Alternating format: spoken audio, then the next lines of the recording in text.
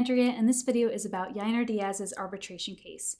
So jumping right in, Diaz filed at $4.5 million, the Astros filed at $3 million, and the midpoint is $3.75 million. So in this video, we're going to walk through the player argument, the team argument, and we're going to see where we think Diaz is going to end up if he goes to trial. So I started by finding other first-time eligible catchers, and here's a list of them. And I think the key question in this case is going to be, does Diaz fit in the lower tier, which is highlighted in blue, or the upper tier, which is highlighted in green? So starting with Diaz's team's argument, I think the key argument is going to be that his role as an everyday player aligns with the higher tier. So if we look at the plate appearances in both their platform years, which is the year leading up to arbitration, and their careers, he more closely aligns with the higher tier. The second major argument is that his quality outperforms the lower tier in terms of his platform year home runs and his career average and OPS. So the key argument that they're going to make, I would think, is that he does not belong in the lower tier, he should be above it. But it gets a little tricky because they need to go one step beyond that and establish that he actually belongs in that higher tier. For the team, their key argument is going to be that, first of all, Diaz slots below Contreras, who also earned $4.5 million. If we compare their stats, Contreras had a much better OPS in his platform year. He also had more walks and more home runs. And then looking at their career, Contreras has more bulk and more walks and a much higher OPS again. So I think that Contreras clearly beats Diaz.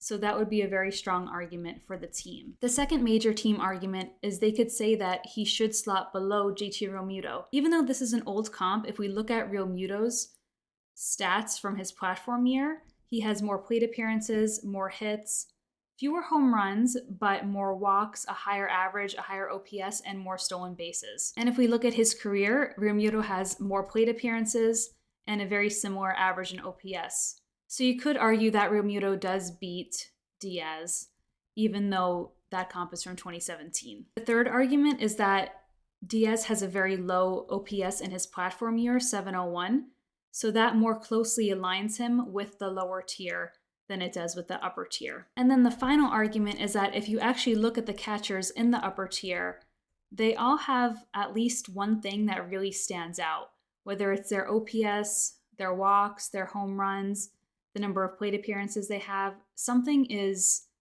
a separator for them to define why they are in the upper tier. And unfortunately, if we look at Diaz's platform year stats, he doesn't have that.